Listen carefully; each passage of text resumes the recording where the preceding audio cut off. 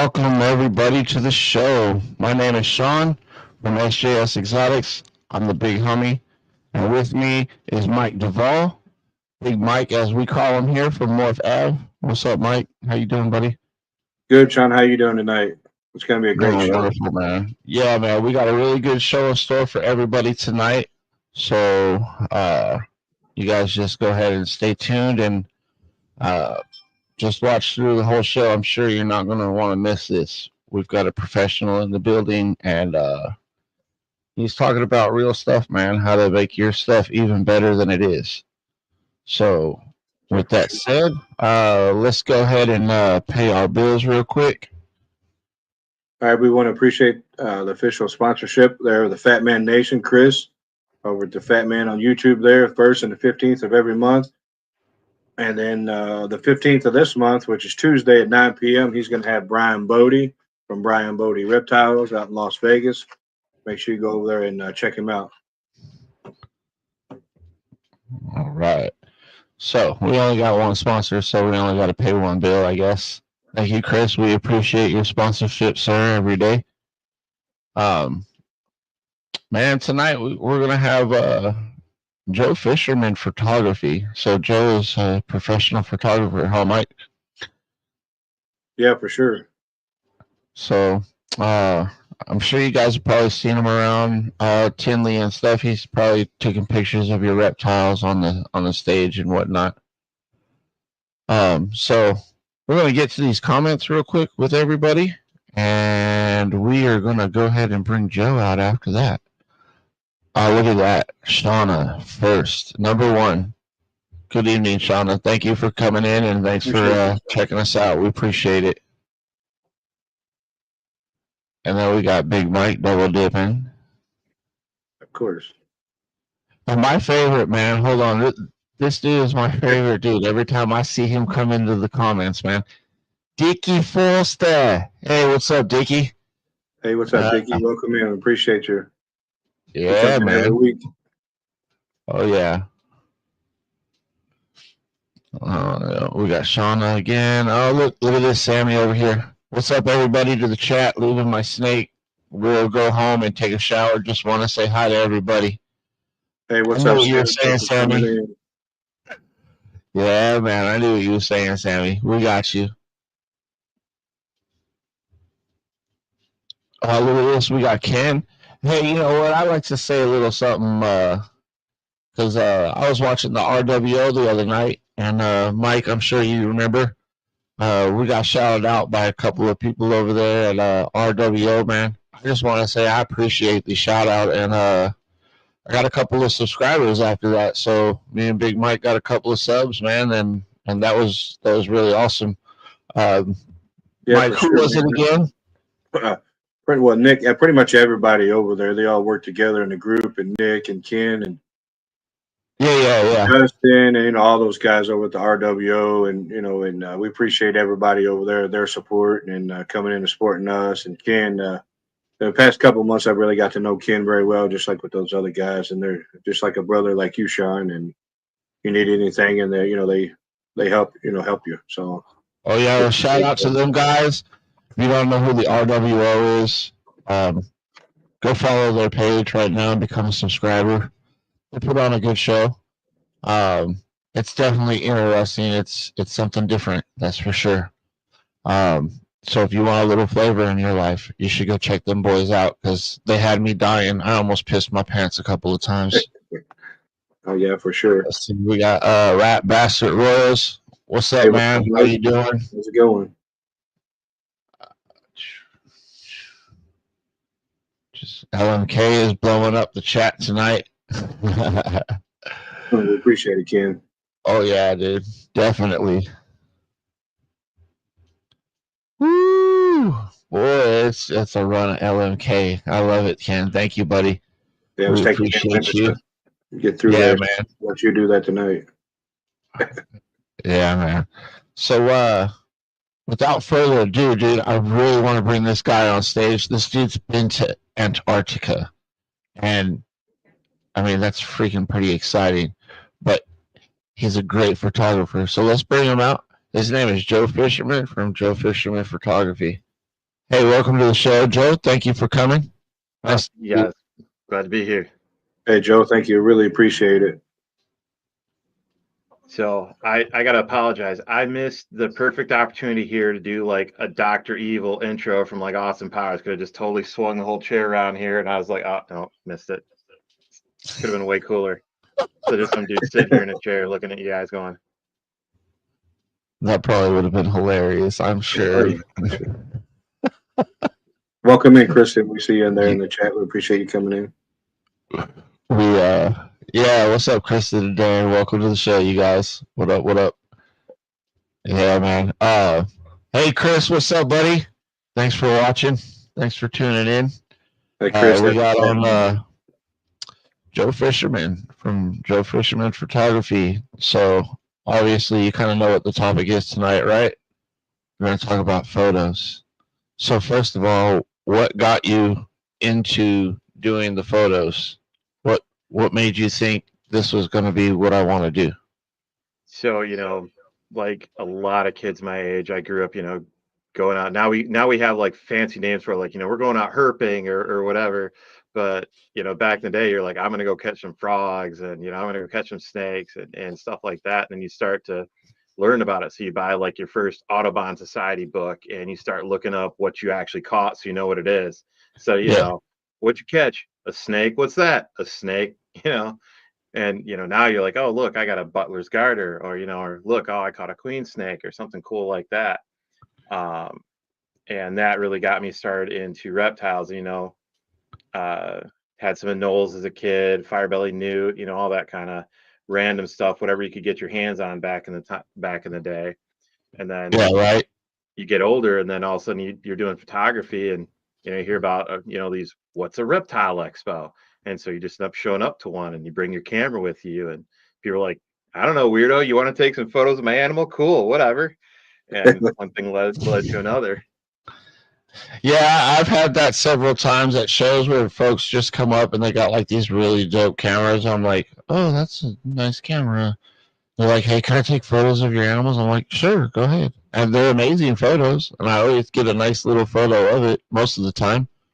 But it's pretty cool. Yeah. The very first. It's encouraging too, Yeah. Yeah. Yeah, the very first time I met Joe was down at the Jackson show. It was a couple years ago, I believe, and the very first show I've ever done, set up. I'm like, oh man, I don't know anybody, but a couple people, the promoters, and Joe comes around, and is like, hey, how you doing? And he's like, my name's Joe, I do photography. I'm like, oh man, this is gonna be awesome. I was like, you with the news? No, I'm just, just a photographer and taking pictures. You mind? I was like, no, go ahead. And I was like, man, this is awesome. Here I am, blind, and they want to take pictures of my snakes. And I go ahead, Chris. I know he's got a joke there, photography, me being blind. So I'm just waiting on that. But no, Joe, I mean, he's been a great friend ever since then. It's like all the stuff that he does, with Antarctica, and been to Tinley, and Michigan, Indiana, and Illinois. I mean, it's just everywhere. I knew his face was familiar. I've at least seen you a few times at Tinley running around. So there's a couple other big fat guys with red beards. You probably mistook me. I've only been to Tinley once. We're going to be back in October. I had this look first. It's mine, but a lot of other people thought it was cool. So they're like, hey, so a lot of people are just biting your style. There you go. No, it's actually kind of cool because Mike, I think the very first show that like kind of encouraged me to do it was Jackson, right? Jackson's like my first home because they brought me on as a photographer, took a chance on me, and it's worked out great for everybody. And I think Mike was the second show that I ever did. Mike was there at that, and so it's kind of cool. We've been doing that stuff, the whole same time. I think it's almost 3 years now, Mike. Yeah. Oh yeah. Okay. Yeah. Since 22. Yeah. Wow. Yeah. Wow, how time flies, right? January, February 22. Yeah, that's crazy. Oh, so hold on. Usually we get into the questions later on in the show, but I gotta ask because these guys are asking in the comments right now. Hold on. Before they even ask, did you see any aliens in Antarctica? Oh, we can stomp this one real quick because believe it or not, I've heard this. Earth's not flat. There's no secret government facility. And by the way, polar bears are only in the North Pole. There's no polar bears in the South Pole. No, you can't bring the penguins home, and the whole railgun alien thing, not even close. It is. What about the ice wall? Did you get to see Oh, I that? forgot that That's one. He kind of a got cool me. question. Yeah. Yeah, So there is like an ice wall, not what people think it is. It's just I didn't get to go see that. That you actually have to go and fly over to that. A lot of these places are considered remote camps, and because you have to fly in and fly out, they're supposed to leave as little footprint as possible. Plus, it costs a crap ton of money to fly somebody in a helicopter over or in a yeah. plane. Um, so they don't do it unless they have to. But I didn't get to see the ice wall. I got to sit in, probably the coolest thing I think was I got to go into the original, because the McMurdo base is right next to the New Zealand base, and they've got the original base headquarters right there, the original building, all kept up nice. And Sir Edmund Hillary, that went down there for that base, the guy that climbed Everest first with Tenzing Norgay, is the one that set that up. And I got to see where he sat, his chair, the whole 9 yards. That was pretty cool. Yeah, that's awesome. That's awesome. Wow. Dude, I almost feel like I just want to sit here and have the whole show be on Antarctica, though, because it's so interesting down there. So, I tell people like it is for like a very short period of time. Where we're at, like you got two choices, like it's going to be dark and snowy, or when the sun finally comes out 24 hours a day, it melts everything, turns it to gravel, and it gets real boring real quick. It looks like, we're like an apocalypse movie almost. I mean, it is truly a desert. The fun fact is, it's the driest place on Earth. It's drier than the Sahara. Yes, wow. that's what I keep hearing. And I've been to Iraq twice. That was a pretty dry place. I couldn't imagine a place drier than that, though. Your hands, you actually, I'm from Michigan. I never have really had to put lotion on my hands. We got enough humidity that your skin can just drink everything. And we were Yeah, putting on lotion 2-3 times a day because your skin would literally crack. They would just suck the moisture right out of you. Wow. man. Yeah.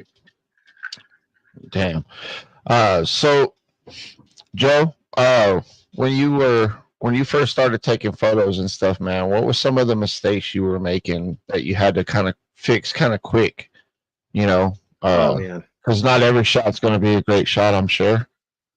So I think number one, it's not a mistake like everybody's going to know, right?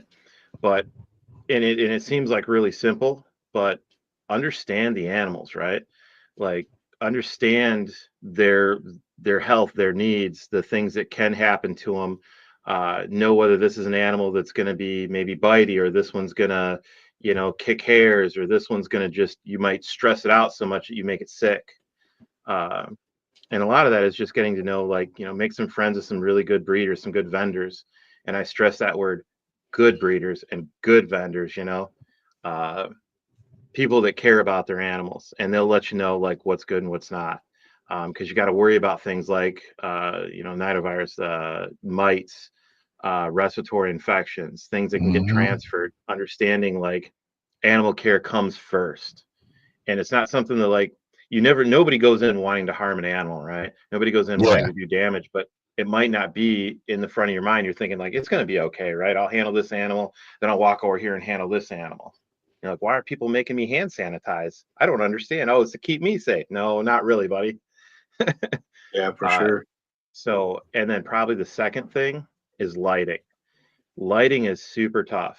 And understanding the type of lights that you use, because it's going to change the way that animal looks. So I can change, especially on something like a ball python or like a gargoyle gecko, something that's got a lot of color. If I shine, certain types of LED lights, different temperature variations of that, it's going to change the color and the contrast of that, and it won't look, necessarily real to your eyes, and so as a vendor, they're going to come up to Mike and be like, hey, I want, this, Enchi clown mix over here. And then they're going to go, I saw it in a picture. And they'll go and say, oh, that's not what it looks like in the picture. And yeah, I've dealt with that before. so is somebody that's just trying to do it with a cell phone. It's understandable because your cell phones now bake in software, like it comes from iPhone or Samsung or Google Pixels, all come with software built in that's automatically editing your photo when you take that. You don't even realize it. you can go in and you can manually adjust all little settings in there, which is a pain in the butt, but you have to know and what it's going to look like when it's done. It's a So, huge difference from like the Polaroid, when they first come out, and right. a few years ago, a while back, and then now all the technology and everything that they have. Did you have any mentors when you first started photography? I Or just started out in high school, and it's actually funny. It was like an anti-mentorship almost. We learned how to do everything in the darkroom, did film, learned how to roll and develop our own film. It was really cool. We had a brand new facility set up where I went to high school. So I got, at the time, it was like the coolest thing ever. You felt like a real professional photographer. Uh, and then, I'm thinking, man, this is something I would love to do for a living. And then, uh, you heard the teacher was basically like, yeah, nobody makes a living doing this. And you're like, what? Yeah, this is the same thing I heard in high school too. And come to find out that's, like anything, if you're willing to hustle and work hard, you can make a living at it, but it's going to be work. Yep, yep. So, did you have any formal schooling? The Python portal wanted to know if you had any formal schooling, or was it just high school? Just high school. And really, at the end of the day, there are different sides of photography, right? There's that technical side, understanding um, the science of photography, basically the photographic triangle, understanding, where your light's going, how your camera's going to act and react, your ISO, your shutter speed, your f-stop, and getting those all in line so that way it's balanced. Um, Understanding composure. But at the end of the day, it will never, you can go to all the art classes in the world and become an expert on art, but you might not be the next Van Gogh. So, Right. Right. Yep. Just like some of the people who get into this game right now, and they're using het males as their breeders. and Yeah, I feel that right there. well, I would say that school is never a bad thing. It's never a bad thing to get more education on something, but Absolutely.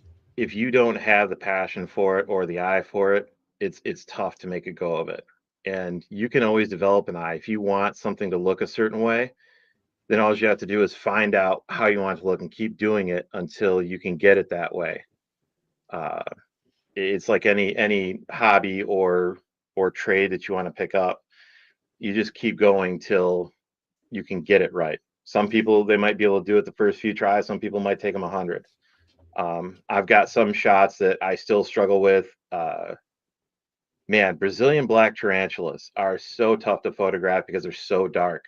And to get that silky look to them has just been one of that just really hard things for me to do because the cameras pick up all those white hairs that you can't see with your naked eye on them.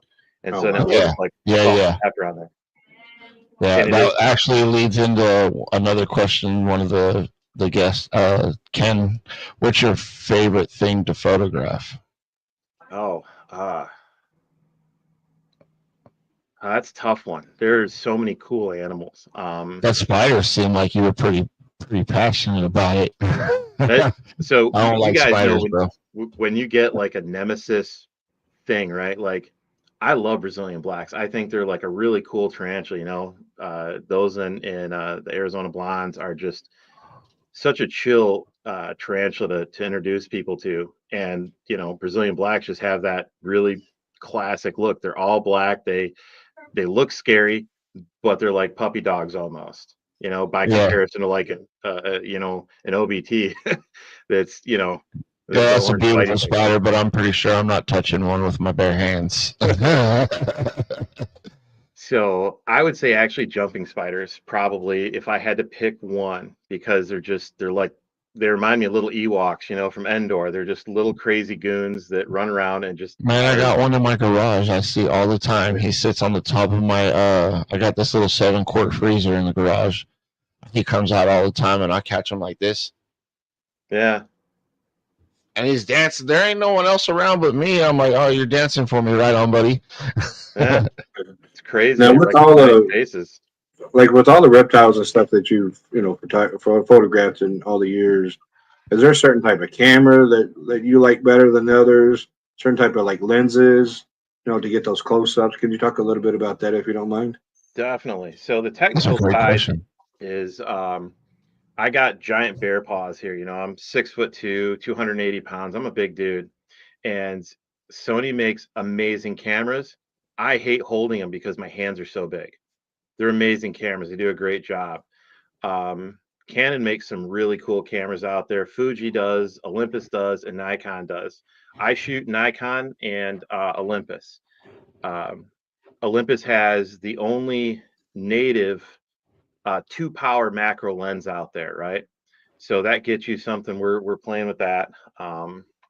And Nikon is 45 megapixels for, I shoot a Z9, which is their flagship model. And I had the choice at the time to go with Sony, who had 61 megapixels, or go with Canon and get their R5, which at the time I didn't feel was quite as nice as the Z9, or get their semi-flagship, the R3, or wait for their R1 to come out. And I chose something in kind of that middle of the road. It wasn't a 25 megapixel, but it wasn't a big honking 61 megapixel. So I can do a little bit more low light, and I can get that nice zoom in capability, crop factor. So when I want to look at like something small, like a jumping spider or one of those extra tiny isopods, I can zoom in on that and get a quality photo. Okay. And megapixels don't matter the way that people think they do. You can watch a million different people. It's like substrate, right? Talking about megapixels in the photography community is like people talking about substrate. Oh, It's goodness. just going to be a brawl. Everybody's going to argue and disagree and tell them, my animal died on this and my animal, this one saved its life, and same kind of thing in the megapixel game. You have to kind of find what like works for you. When I got the camera, I thought I was going to do more outdoor photography, and I got really lucky that indoor animal photography worked out the same. I've got a really high-end sensor on there that allows that autofocus dot to move around and focus on animal eyes. So if I can get it to lock in on an eye, it's tough sometimes when they've got really dark eyes, but then I can follow that around. So when you get some of those baby colubrids that want to go a million miles an hour, or like a little lizard that doesn't want to hold still, I can actually possibly get a decent shot and not have to take 50 of them, which means Yeah. I can get that animal out of that stressful point faster, and it's getting less stressed out. Yeah, that would be great for leopard gecko photography, man, because I could never get them to sit still long enough. So, a lot of that comes down to like patience. Before I go down to the rabbit hole, like work with animals, I'll finish up with the technical stuff. The best camera that I think people can get is the one that they can afford. Prime example, my son is my 15-year-old son has been my co-photographer for the last couple of years, like my apprentice, so to speak. And he uses a bottom of the line mirrorless because dad was not paying for a top of the line for him when he's young, right? So Yep. he's got all total with 2 lenses about $1,200 in camera gear. Well, dad's running around with, in his bag about 14 grand in camera gear. And you know what? I can go and take the exact same photo with his 24 megapixel smaller sensor and get a really good photo out of his camera.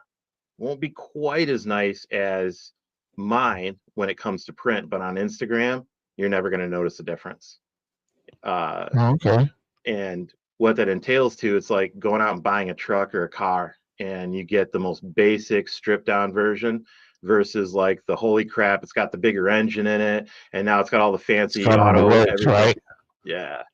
You're getting the tool for the job, and he's got a learning tool. One that, God forbid he drops it, it's not gonna, I don't have to sell a kidney to go and get another one. Yeah, he does excellent job also. So he's learning from the best. And megapixels, going back to that. So if I'm doing video, where mine will do 8K video and stuff, having a smaller sensor with lower megapixels takes less storage space and is a lot easier to work with in some ways. It does better in low light. So now with video, my son's cheaper camera actually sometimes is much easier to use than my really expensive one. Now, if I set everything up right, my camera will blow his away in video, but it takes a lot more effort to make sure that it comes out correctly. So there are pros and cons. It's kind of like anything. Just throwing money at the issue isn't going to make it necessarily better. I could go out today. I'm still, consider myself, and I think most people know me would too, a super novice in the reptile world and understanding. Like, I know maybe 1/100th of all the different scientific names for tarantulas and all the different genes in the ball pythons. My ADHD brain is not going to remember that stuff. It has to get literally pounded in with nails. But if I went out and spent 20 grand on, super high end ball pythons to try and breed them and start up my own little reptile business, man, that's not going to get me a business. I don't know what I'm doing.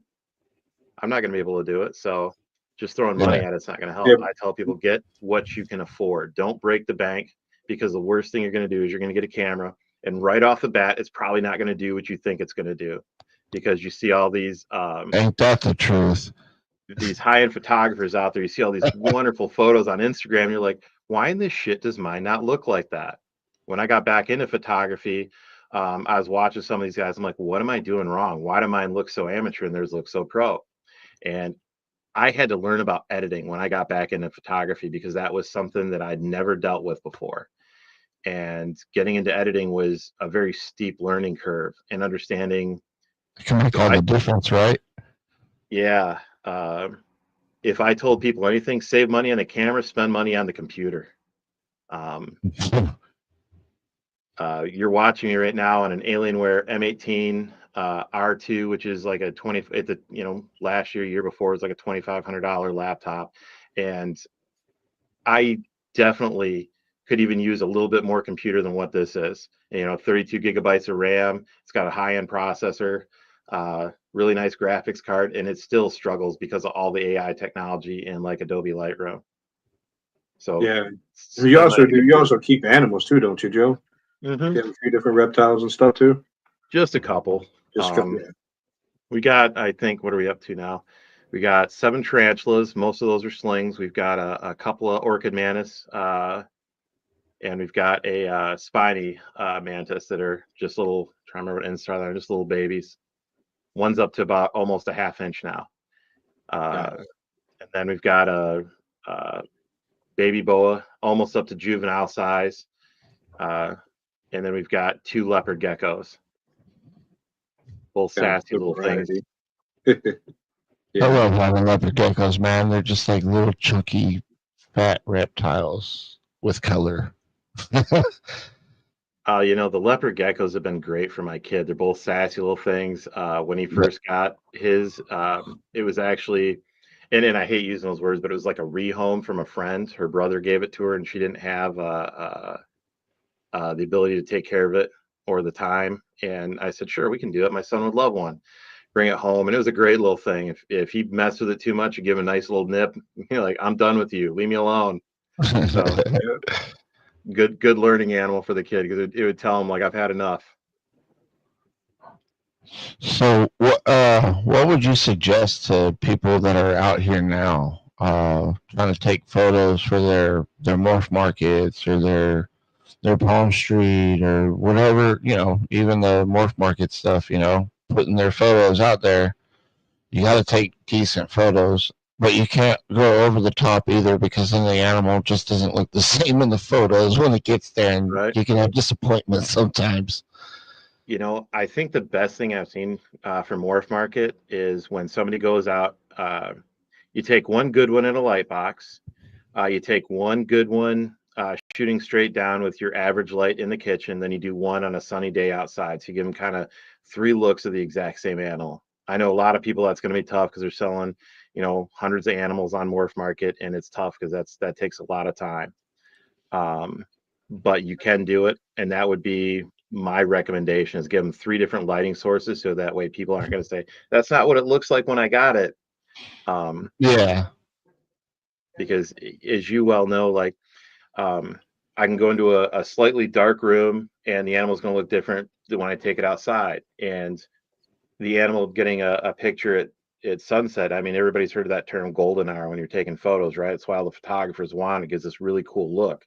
But if you take a picture in the noonday sun, everything looks blown out. So light changes how the color looks. And I would tell most people 100%. try to do as little editing on there as possible.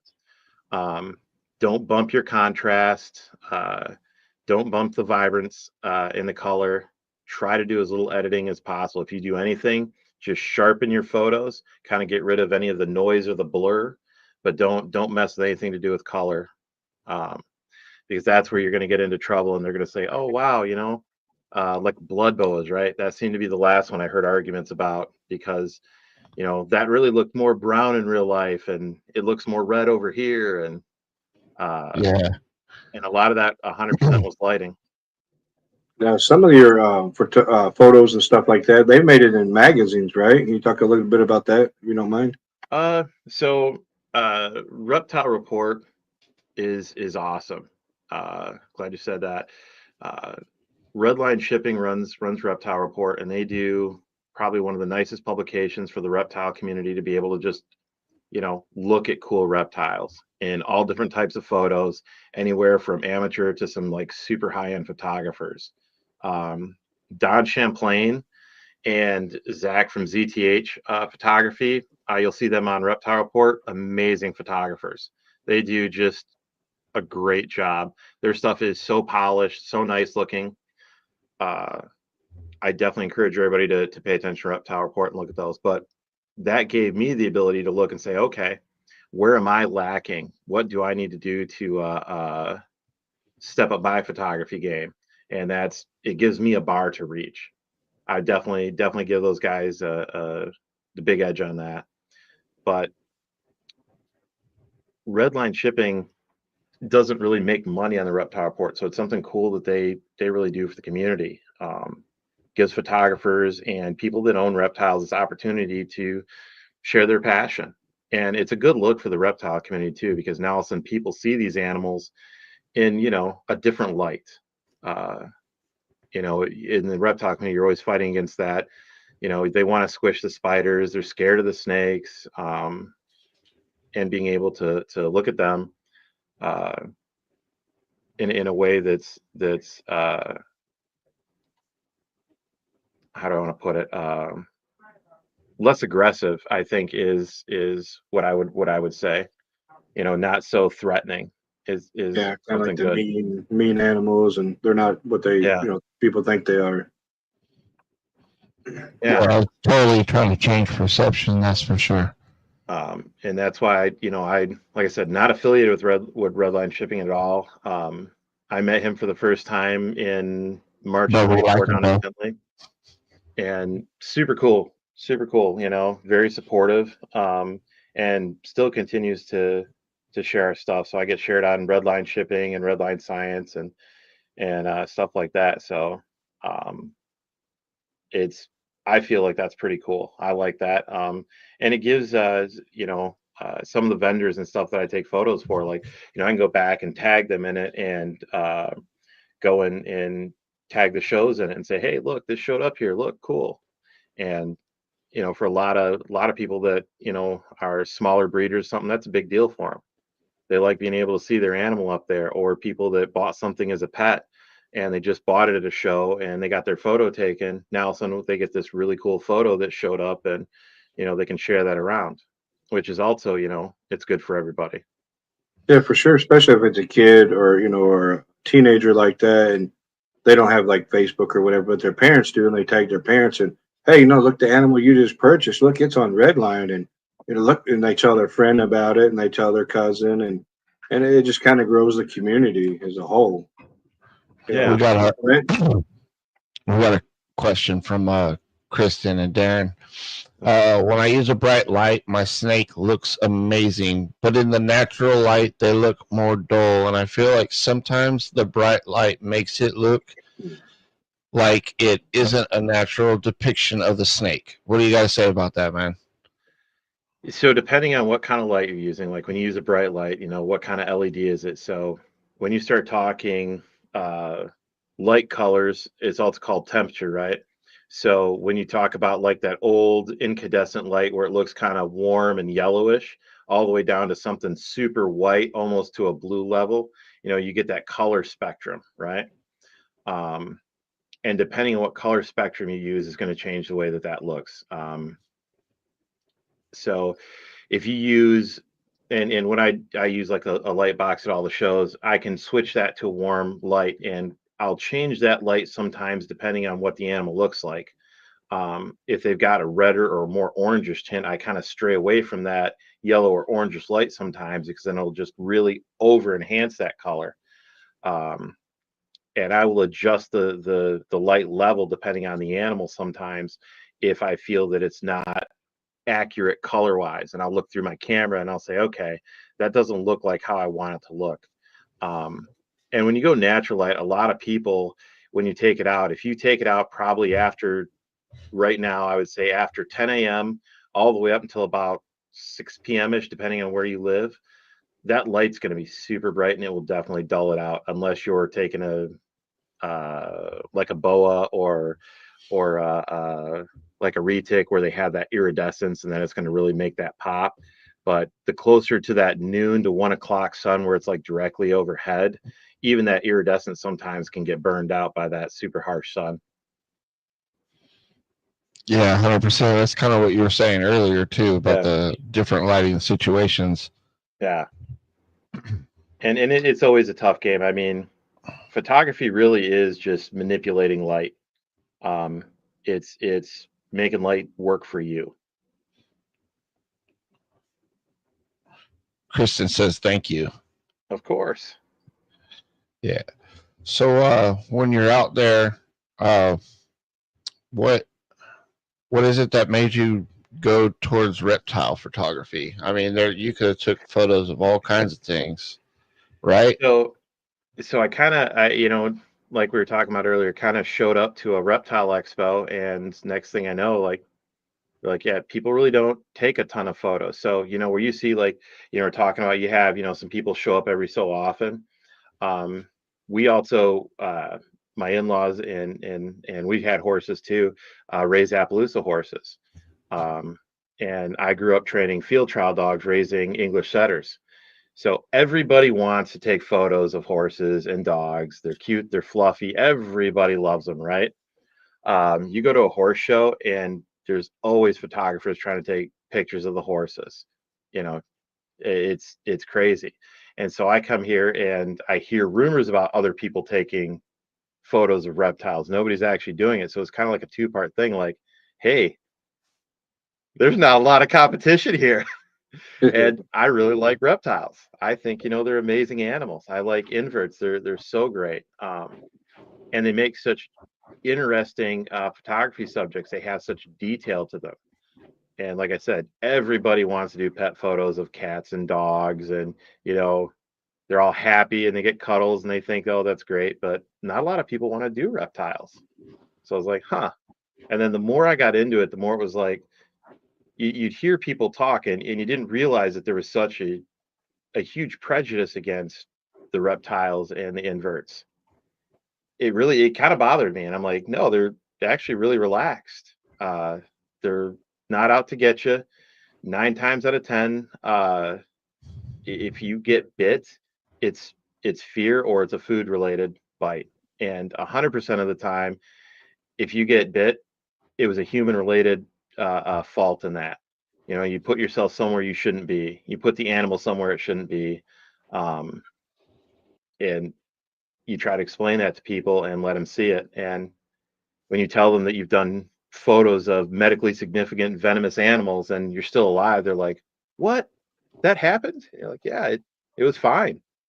I didn't threaten them and they didn't threaten me. Crazy. Yeah, we have a mutual friend. I've noticed that you had to take a picture, a couple pictures. Is that a monocle cobra you take pictures of? Andy and Jen? Oh, what was that like? Andy and Jen from Eight Legs, Fangs, and Things. We did some of their gaboon vipers, and later on this year, we're going to be doing, I think, what's it, puff adder. Trying to remember the type of copperhead we're going to end up doing, and a rhino viper. So I'm excited for that. Is that your first time doing venomous, or have you done that before? Just a little bit, just with Andy. I'm very selective when I do something like that. It's got to be with somebody I know. I'm not just going to go do a random person's unless they're a well-known somebody in the industry because of the inherent risk. We won't say the name on the show, but with all of the issues with venomous bites that have happened lately, uh, the reptile community does not need anyone getting bit or something happening, and I definitely don't want to put an animal in the position that, I've got good insurance. I don't want to get bit. I don't want to lose a digit or Yeah. have to, spend a Nobody week in wants the to get hospital. bit. And but I do not want, an animal to have to face the opportunity to possibly get euthanized because it bit a human. For somebody Right. to have to possibly lose a collection because something happened. And at the end of the day, it's not fair to the animal. They didn't ask to get their photo taken, so I don't want to put them in that position. So I'm very selective on who I do something like that with. So when you're shooting with venomous with the hots, is there a different feel to the room when you're taking those kind of shots? I mean, because you are working with an animal who's a touch um, more harmful than the other ones you took pictures of, and you have to be aware of their body position and all of that stuff. I would say I'm actually calmer because I focus very, very much on what's going on. And I just really want that vibe to be calm. Animals do such an amazing job of picking up if you're afraid or tense. I actually had to have someone ask. I didn't ask. I told they needed to leave our booth at a show because they were stressing out. And and it was a wild caught, an emerald tree boa, uh, and they were very nervous, which then excited that animal, which was going to get one of us hurt or both of us, um, and had to let that animal chill out for a good 10 minutes before it was in a mood to get its photo taken. Yeah. And the same thing goes like here. I'm going to hold up the camera here real quick. This is our new studio. Ignore the mess. Right behind me here is a big heavy table, and the reason for the big heavy table is see if we can see that right there. That weighs a ton. It's not going to have a lot of vibrations to it, right? Uh, Andy and I have done a lot of less than happy tarantulas together at stressful areas like a show. Nothing is more stressful to an animal than a reptile expo where you're trying to fight off people, like, hey, it's not moving. Is it going to move? Yeah, it's like, Just what a is he fight. taking a picture of now? Yeah. And so we've been able to do like different types of baboon tarantulas, some trying to remember, man, Andy's like going to kill me right now because I can't remember the names of all of them, but You some of take any those. photos of OBTs? Yeah, oh yeah, we've done OBTs at a show. Some other different baboon tarantulas, golden blue legs, done feather legs. There's not much we couldn't do at a show, but we choose not to, and we did we did Goody Sapphires down here in my original studio, which wasn't as blinged out. But we used a big heavy table just so that way the vibrations, and we're in a quiet area with no road noise. We're down in a basement, so we can keep that as sterile of an environment for them, just the lightest a bit of air moving for them, and that's it. And when we're both relaxed, that animal's relaxed, and it was amazing. I'm literally sitting here taking this sapphire, was it Singapore blue, taking the legs of this tarantula and just posing it, which would be impossible at a show. The Goody Oh yeah, Sapphire it's kind way of too scooted loud. once and then just held still, relaxed, and it would allow me to sit here and turn the glass I had it on to pose it. And having that setup to keep them calm it really changes everything. That's got to be amazing. So with that, before I went down the rabbit hole there, the vibe in there, like I'm literally just trying to sit there and almost go kind of that yoga zen thing where you're like, I'm gonna relax. I'm calm, so the animal's calm. And when we did it, I've got a specific lens I used with the hots. I have a 70 to 200, and when I have that zoomed in, I can only go within 3 foot. If I go closer than 3 foot, it won't focus. So I've got this built in, you're too close. That's cool. And when we start to do some macro stuff with this, there's some other photographers out there I've seen do that, and I'm stealing it from them. But you basically are taking a piece of acrylic or plexiglass, cutting a little hole in it, and you mount your camera through there, so you're safe, the animal's safe. Worst case scenario, they strike at the lens, and as long as the animal doesn't get hurt, it sucks that my lens might get scratched, but screw it. As long as the animal's fine and you're fine, the lens can be replaced.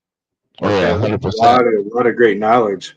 Especially you were talking about like the table, having a heavier table and not having it vibrate and the noise. Mm-hmm. Those little bitty things can make a big difference in just taking an awesome picture. Yeah. So We're all fake plants right now. See if we can. Can't see. We got little vines and stuff here. That's all fake to kind of. That's more Oh, for those the are all people. fake? What's that? Oh man, those are all fake. For right I now, thought you had real plants in the room. we're gonna have some real plants. We got to get some lights in here first. That another fallacy I found out: you don't have to buy grow lights. Once again, going back to color temperature, I think you need something just over 5,500K to 6,500K, something like that. And somebody's going to probably correct me, but somewhere right in there, you can use any old LED light as a grow light. So once we get those set up in here, we'll have some more live plants, and that's more for the animals, so they have something that smells natural. Let's see if we can see it back there. I've got a pulled apart reptile enclosure. Where's my finger? Right next to my noggin, right there. And we've got actual substrate in that cork bark. So it gives the animals something to kind of put themselves on and feel comfortable. Especially with something like tarantulas that want to scoot, or maybe some scorpions that aren't so happy, and we can put them somewhere they feel grounded and safe. Gives them kind of some walls. They don't feel like they're out in the wide open and they're freaking out. And the plants will give that kind of that vibe, I would say, to make them feel like in a more natural setting. So everything we're doing is really to help them feel more comfortable. And the more comfortable they are, the better shot we're going to get. Yep, because they're not moving around, they're not pissing off, and definitely don't want to stress them out, especially when you're dealing with those OVTs. Whew. Start kicking hairs at you and everything else. yeah, there's a lot of stuff that Joe's been talking about. I never would have even thought to think of just to take a pitch simple picture and stuff like that. So it's awesome. Yeah, no, definitely. I want to explain to people too. Like I go back to what I said earlier: get with good breeders and good vendors. Good people will teach you the right things with the animals, and all this stuff that I'm telling everybody else is stuff that I've gotten from good vendors and good breeders that have helped me out every step of the way. The reptile community was amazing, bringing me in, taking me under their wing, teaching me lots and lots and lots of stuff. And I'm like all of us, I'm still learning new stuff all the time. So many individual species have different things. And trying to tell people, like, get ready to get bit. You're going to get bit by something. And if you want to do animal photography, you're going to get bit. If you want to breed or vend it with animals, you're going to get bit. It's going to happen. Well, the question I want to ask then, right? What's bit you? I actually have a list on my phone. I got some people have asked me enough. Milk snakes are the number one bitiest little darn things. They like to bite, musk, and poop on you. Had baby retics. I've avoided the big retics. And even had a baby berm. Cresties, gargoyles, tokays. Which one of those geckos hurt the most? Probably the tokay, huh? Tokays just hold on longer. Honestly, I don't think a full-grown leopard can put a pretty gnarly bite on there. There was, and I go back to, They're I little was at a bulldogs, show. man. I was at a show with probably the most pissed off leopard that I've ever seen, and some vendor sold this to a young girl. They definitely shouldn't have done that. This was a new girl in the hobby, and they sold her the most pissed off. it was like a leopard or a tokay gecko on steroids. This thing was angry at the world. And this poor little girl wanted a picture of it, and she's trying to get it out of the everything was wrong with this scenario. Trying to get it out of the deli cup, but so scared of it she can't even open the thing. And I'm like, "Do you want me to do that?" I reach in, and the thing looks at me and like this, like a monitor, just reaches head down, goes right on the webbing of my thumb, and actually just arcs its arm. And I'm at the point here, like, all right, this is happening. This is What is happening? all right, fine. So I'm literally sitting here, and I learned a super important lesson that day. This is my right hand. This is my clicky clicky hand. Left hand is for touching the animals because I don't need it for the photo. I can do it one-handed. So I'm literally having my wife, wrap my hand with a paper towel. I'm down at the show so I can not bleed on my camera, and let it just stop bleeding, and taking the photos of this little angry dude. But yeah. So what? Can people actually hire you to come out and take photos, or how does this Yeah. work? Yeah. I do private stuff. Typically, I do something a little bit different than I think a lot of the other reptile people do in the industry. I actually get hired by different expos to come out and take photos. We're changing gears a little bit right now. We're actually going to start doing some YouTube stuff so people can watch kind of what we're doing and watch an animal relax and not watch it get stressed out and poked. And we're going to do the anti-clickbait, no strike photos, no crazy, angry looking, and I want to do a shout out to a lot of the really great reptile photographers out there. There's a lot of amazing ones. They don't do that, and that's cool. There's a lot of people out there do. They love that crazy pissed off looking snake photo where they're like coming at you all fangs bared and everything. I'm like, that doesn't help. That doesn't help, Yeah. man. Stop that. No, not at all. Shout out to US Arc and US Arc Florida too while we're on that topic. But there's some other stuff that you do too, Joe. Your personal custom frames. You still doing that? Yep. Or people can purchase if. Yeah, I mostly do that, bring those to shows. The biggest reason why is try to find a reasonably priced frame is tough. And you go to Michael's, Joanne Fabrics, you go to Hobby Lobby, you order them online. Just short of going to a true custom framing person, these frames are made out of foam, and some of them are wood, but they're junk. And we had one break on a customer. We replaced it, and I took that frame back, said, "Hey, this one broke on us." They only come with these little triangular staples to hold them together. So they told me, "Sorry, nope, we're not going to replace it." I went, "Look, it fell apart. You can see where it fell apart." They said, "Nope." So I said, "All right." And then we just started. I said, "I can make a box, man." I have saws. Um, so I just started making our own, and it's worked out a lot better because now I can control the quality. I can get even better glass. My next door neighbor, luckily enough, it works at a glass repair place, so I got a source for bulk glass. I There can you go. control thickness and coating So how everything. long does it take you to make one of them frames with the glass and everything like that? Depends if I want to do just a basic frame. Oh, he's got examples. So this is a crappy frame. That's why it's at my house. Word to the wise out there: don't leave them sit out, and make sure that they stay on their back. I left this one sit out, so it's not square. It's a square that's not square, which is why it's in my house holding one of my favorite photos. Boy, reflection there. There we go. Now, what is that you got in there? There's a So little bit of that glare. is a 1920s camera that a friend, James Lewis from H&H Pythons, gave me. It's a really cool old camera, and so we actually use it as a prop at one of the shows, and we were able to put some animals on it, and he gave just this really unique look. And like I said, it softened that look to him. And here's this Arizona blonde that's just crawling across the camera at the right time. Uh, uh, and Yeah.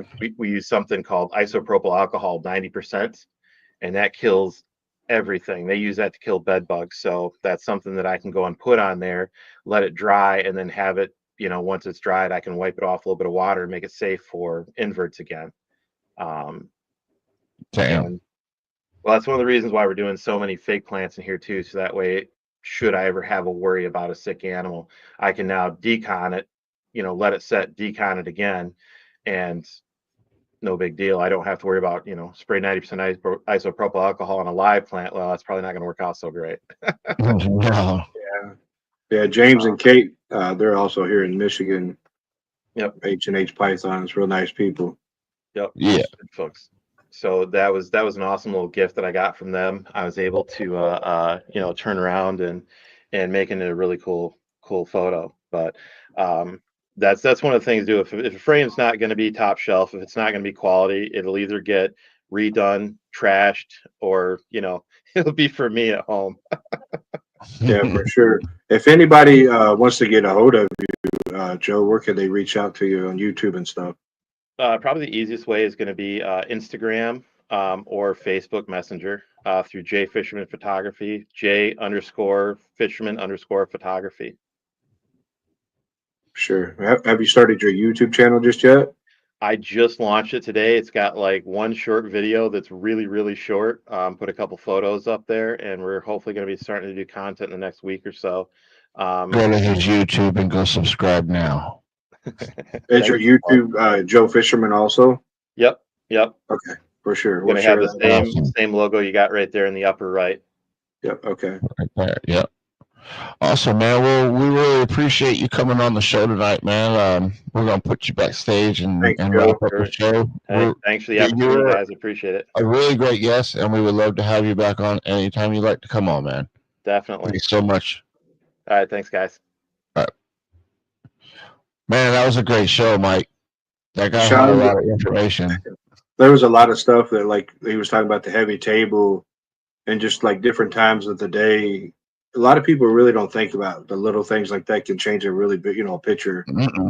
I didn't even think about all that. Yeah, that's awesome. Hey, thank you, Shauna. I appreciate you. I appreciate you very much for saying that. Shauna, thank you, and everybody in the chat. RWO, all those guys, Ken. I mean, everybody.